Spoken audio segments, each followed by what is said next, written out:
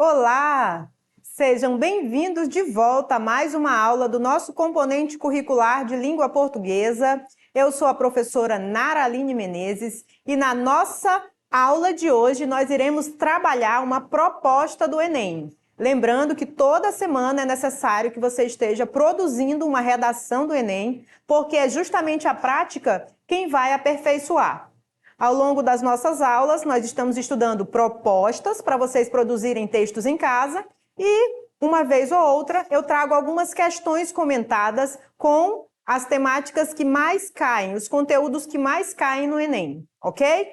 Vamos para a nossa aula, que hoje está recheada, maravilhosa, com uma temática super interessante, a geração Neném. Vamos à aula?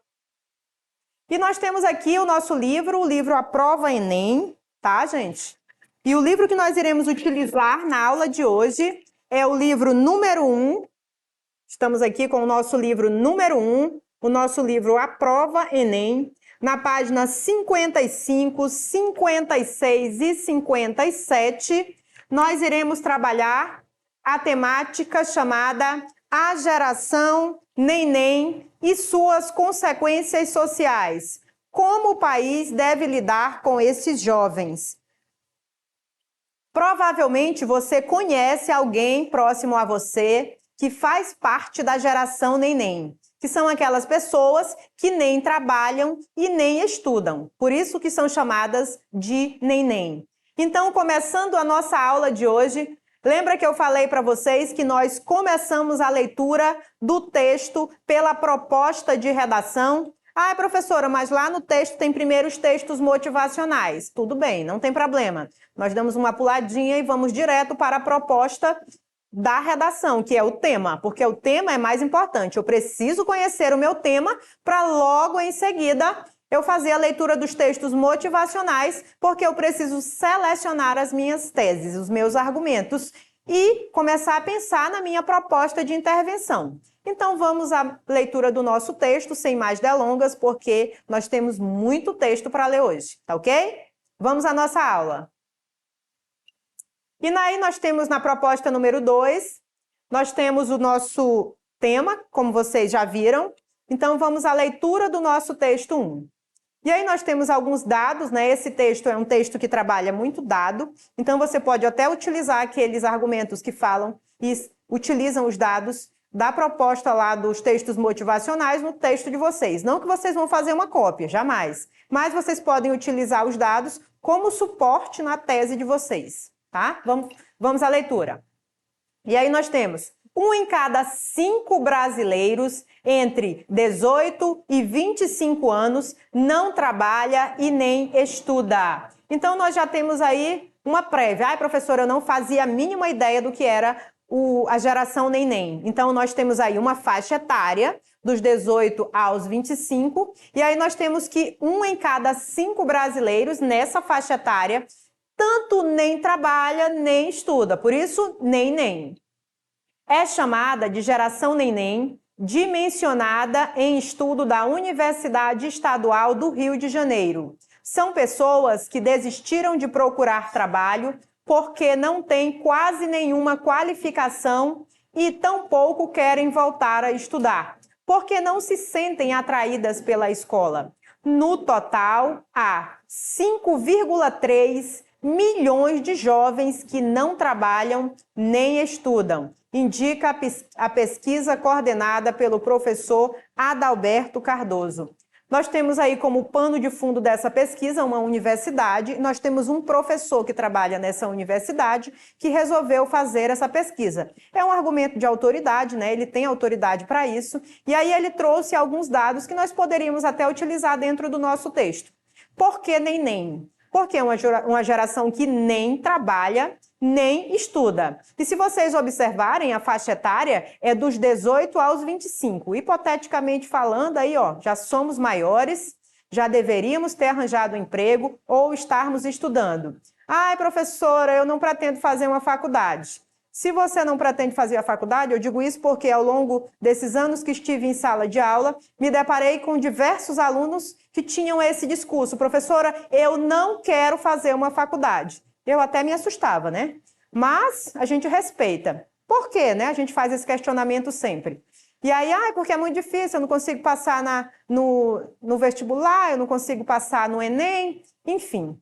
Se estudar, né, gente? Nós passamos sim, com certeza, todo mundo é capaz. Mas algumas pessoas desistiram, não querem estudar, mas também não querem trabalhar. E aí o mais complicado é esse, porque já chegaram na fase adulta e não querem estudar e nem trabalhar e continuam na dependência dos pais, dando despesa dia a dia para os pais, sendo que já chegou a faixa etária de ingressar no mercado de trabalho. Então vamos dar continuidade aqui ao nosso texto, porque ele continua. As mulheres, principalmente em razão da maternidade, são maioria nesse grupo. Então nós temos aí, desse 1 a cada 5 brasileiros entre 18 e 25 anos, a maioria é composta por mulheres. Mas por que será? Aí ele diz assim, por causa da maternidade. Elas somam 3,5 milhões e os homens 1,8 milhão. Então nós temos aí um número exorbitante de mulheres, assim, quase que mais do que quase o dobro, né? Seria mais ou menos isso, quase o dobro. Então, assim, as mulheres elas já têm um motivo, já têm uma causa pelo qual elas se destacam mais nessa geração neném, por causa da maternidade. E aí eu continuo, o que inclui a desigualdade de gênero na equação. O impacto também é maior entre os mais pobres. Na parcela da população com renda per capita de até R$ 77,75, a geração neném chega a 46,2%. Então, nós temos aí um percentual, que é um percentual em que a parcela da população mais pobre é a que ocupa a maior numeração. Por exemplo, quem ganha aí, por média, per capita na família, R$ 77,00 em média e 75 centavos por pessoa, é a geração que é mais atingida. E aí nós continuamos. E é notável a disparidade regional. Agora ele traz um dado das regiões do Brasil. No Norte e no Nordeste, a incidência passa dos 25%. Ele diz que na região Norte e na região Nordeste passa de 25%. Há um número maior de jovens nessa faixa etária que são nem estudam e nem trabalham. E aí ele continua. Ele contrapõe com o dado do Sul e do Sudeste. A incidência passa de 25% contra 13% no Sul e 16,8% no Sudeste. Os países ricos também têm seus nenéns. Ele diz que não é um problema somente dos países pobres. Os países ricos também possuem esse problema. E aí ele continua. Mas o motivo é a recessão persistente que inexiste no Brasil. O crescimento econômico brasileiro pode ter seus problemas agravados no futuro. Próximo, né? Ele diz que os problemas eles podem ser agravados no futuro próximo, porque é essa geração que terá de enfrentar um mercado de trabalho cada vez mais exigente. Eu não sei se vocês perceberam, quem está ingressando aí no mercado de trabalho agora, que o mercado ele está cada vez mais exigente. Existem algumas pessoas com qualificação que estão desempregadas, então só a qualificação não é o suficiente. O mercado exige também outras coisas. Então é feita uma seleção e nessa seleção eles escolhem os melhores. Continuando. Portanto, a escassez de mão de obra com o mínimo de competência técnica, que é um dos entraves crônicos do desenvolvimento no Brasil, tende a se acentuar a não ser que haja uma virada drástica e imediata no sistema educacional, de modo a atrair novamente essa massa de jovens para os estudos e a especialização, fazendo-os perceber que a educação pode significar um futuro melhor. Ele fala sobre um futuro próximo, e nesse futuro próximo vai faltar mão de obra qualificada para o mercado de trabalho. E aí, como é que nós poderíamos resolver isso? Nós teríamos que atrair esses jovens de volta às escolas, aos cursos técnicos, às faculdades e universidades, para que eles comecem a estudar novamente e nós possamos mudar a realidade do nosso país. Porque se esse número tende a crescer, daqui a alguns anos não teremos mão de obra qualificada para o mercado de trabalho. E esse foi o nosso texto 1, tá? Nós iremos trabalhar o texto 2, eu espero que vocês estejam acompanhando. No nosso texto 2 tem um infográfico aqui super interessante. Eu sei que o texto é um pouco extenso, gente, mas é importante que na hora da leitura do texto você leia com atenção e pausadamente. Porque o importante não é só ler por ler. É necessário que você leia e que você entenda. Então você vai fazer um diálogo dentro da sua cabeça na hora que você estiver lendo o texto. E se você não entendeu, você vai ler novamente, até você entender. Porque a partir da leitura desses textos é que você vai desenvolver a sua redação, tá ok? Vamos fazer a leitura do nosso gráfico. Então, nós temos aqui no texto 2, que é um infográfico super interessante, e o título é Atividade dos Jovens de 15 a 29 anos, perdão, de 15 a 29. E aí nós temos aqui 4 quadrinhos de azul, né? Vocês viram aqui que são 4 tons de azul. No primeiro tom, são os alunos que só estudam, dos 15 aos 29. No segundo, mais escuro, são os que trabalham e os que estudam. Observem aí na tabelinha que esse azul mais escuro. E aí nós temos aqui os que somente trabalham. E por último, os que nem trabalham e os que nem estudam. E aí tem uma numeração aqui, são os dados, né? Entre 15 e 29, entre 15 e 17, entre 18 e 24 e entre 25 e 29. Então, assim, se você tivesse uma questão para resolver, você teria que atentar à faixa etária e teria que atentar à cor, para fazer uma leitura da legenda de forma adequada. Então, assim, é importante que você tenha muito cuidado na hora que você for fazer a leitura desses gráficos, para que você não se confunda, tá ok? Porque eu acredito que seja até mais fácil trabalhar com esses gráficos, porque temos as imagens, ficam mais fáceis para visualização, do que você trabalhar até mesmo com os textos. Então, eles sempre trazem algum infográfico, alguma imagem, para quem tem, por exemplo, alguma dificuldade na hora de fazer uma leitura de um texto mais extenso. Então, assim, eles condensam a mensagem dentro do gráfico também. Vamos continuar. E aí nós temos um texto 3, lembrando que os textos motivacionais, eles vão de 3 a 4 textos. Então, quanto mais textos, maior o número de ideias que você pode se inspirar, tá ok? Vamos ao texto 3. De acordo com a pesquisa do IBGE, nós temos outro argumento de autoridade aí, porque o IBGE é uma autoridade no assunto, que é o Instituto Brasileiro de Geografia e Estatística. Boa parte dos jovens que não fazem nada, que são a geração neném, é composta por mulheres de classe social baixa que têm filhos. Uma das explicações seria que elas abandonaram estudos e emprego para cuidar das crianças. Observe que no texto 3 há uma repetição do texto 2. É um argumento que ele tem se sustentado ao longo dos textos. Então aí você já fica de orelha em pé, porque esse é um argumento que você pode trabalhar dentro do seu texto. A classe média também é atingida por esse fenômeno. Lembra que lá no texto 3 nós falamos que não só países pobres, mas países ricos também sofrem? Pois é, a classe média aqui também é atingida. O que acontece nesse caso é que os países não dão disciplina e nem cobram tarefas simples, como fazer comida, arrumar a cama e lavar a louça. Para algumas pessoas, isso é um erro.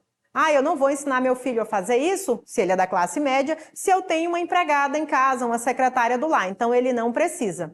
Porém, essas tarefas domésticas mínimas, que é arrumar a cama, por exemplo, lavar uma louça, elas são necessárias para o crescimento do indivíduo. Porque se eles não aprendem a fazer esse tipo de coisa, eles vão chegar na fase adulta, infelizmente, eles vão simplesmente se acomodar, porque foram acomodados a vida inteira. Então essa é uma crítica severa, algumas pessoas são totalmente contra isso, né? Colocar o filho, por exemplo, para arrumar a própria cama, para lavar uma loucinha depois do almoço, lavar o sapato. Algumas famílias são muito contra. E é por isso que às vezes a classe média vai sofrer com essa onda do neném também, que são aqueles jovens que tiveram tudo, e aí eles não dão valor, e aí eles não querem estudar, não querem trabalhar, e aí eles ficam encostados nos pais. Vamos continuar.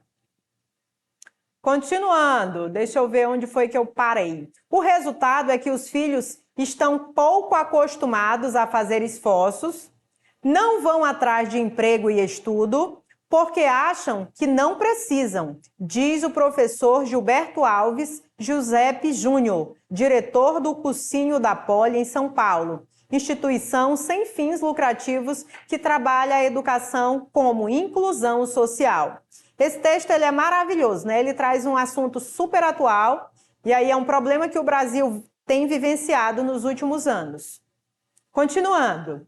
Independentemente de qual for o caso, os neném costumam ter baixa autoestima e precisam de ajuda para sair da inércia. É muito triste ouvir um menino de 17 anos dizer que não vai prestar Enem, que é o Exame Nacional do Ensino Médio, ou a FUVEST, que é o vestibular para ingressar na USP, porque sabe que não vai passar. São muitos que estão desmotivados e despreparados, porque não recebem estímulos nem em casa e nem na escola. Eles entram na zona de conforto e do não sou capaz, porque dizem, né, que ninguém acredita neles. Diz a psicopedagoga Alessandra Venturi, que é orientadora educacional do Cursinho da Poli e ministra de workshops em diversas escolas em São Paulo. Esse não é um problema somente de São Paulo, né, gente? Nós sabemos que esse é um problema do Brasil inteiro. Então, todo mundo conhece essa geração. Alguém aí perto de você é neném, não quer nem trabalhar, nem estudar. E aí a pessoa diz, eu não vou passar mesmo. E aí ela se acomoda ali. Só que ela esqueceu que o pai e a mãe, ela não tem a obrigação de sustentar para o resto da vida. A obrigação dos pais, ela se estende até a maioridade. Eles continuam porque eles querem. E aí tem os filhos que dizem, isso aqui já é tudo meu, esse patrimônio já é meu, então para que eu vou precisar de estudar e trabalhar? Só para relembrar que não existe herança de pai vivo, tá, gente? Então é necessário que você estude, que você trabalhe, porque se o seu pai, por exemplo, resolver se desfazer de todos os seus bens antes de falecer, ele pode. Não existe herança de pai vivo, não faça questão por uma coisa que não é sua. Vamos continuar. A proposta que nós trouxemos, aí tem aqui o texto 4, que esse aqui é bem extenso, eu não sei se vocês perceberam. Galinhas filosóficas, pintos. Geração neném. Nem cisca, nem sai do ninho. Super interessante aí, né? Os pais querem que eles estudem, que eles trabalhem, para eles desocuparem a casa, mas eles preferem continuar dentro de casa sendo sustentado pelos pais. E aí nós poderíamos utilizar aqui a estratégia, professora, para trabalhar esse tema. Eu gosto muito da de causa e consequência para trabalhar esse tema. Você poderia usar outra, né? Mas você pode utilizar de causa e consequência, porque eu acredito que está muito claro isso dentro do texto, a de causa e consequência. Porque nós temos aqui, algumas causas da geração neném. Nós não iremos ler esse texto porque o nosso tempo está curto, mas assim, o que é mais importante eu vou comentar. Quais seriam as causas dessa geração neném? A mudança no mercado de trabalho. A mudança no mercado de trabalho por quê? Porque a cada dia que se passa, os donos das empresas, eles exigem uma qualificação maior dos seus funcionários. Então, é necessário que você se esforce, que você trabalhe, que você se recicle, que você faça cursos. E aí eles se acomodaram, eles não querem estudar. Essa é uma causa. A crise econômica e social. Nós sabemos que não somente o Brasil, mas o mundo inteiro passa por uma crise econômica e social. Nós acabamos de sair de uma pandemia, então é natural que isso aconteça, né? Então seria uma das causas também. E a falha no sistema educacional. Nós sabemos que muito já se foi investido no nosso sistema educacional. Muita coisa mudou, muita coisa melhorou. Isso é fato, nós não podemos negar. Porém, ainda há algumas falhas, que eu acredito que elas serão resolvidas ao longo do tempo. Então, assim, não permitir, por exemplo, que o aluno ele seja aprovado sem ter a habilidade necessária para ele passar para o ano seguinte. É uma das causas também. Porque o que acontece é que, às vezes, ele não tem o mínimo e ele ingressa, por exemplo, na turma seguinte. Era para segurar ele ali na turma anterior até ele adquirir a habilidade, a maturidade que é necessária. Tá ok?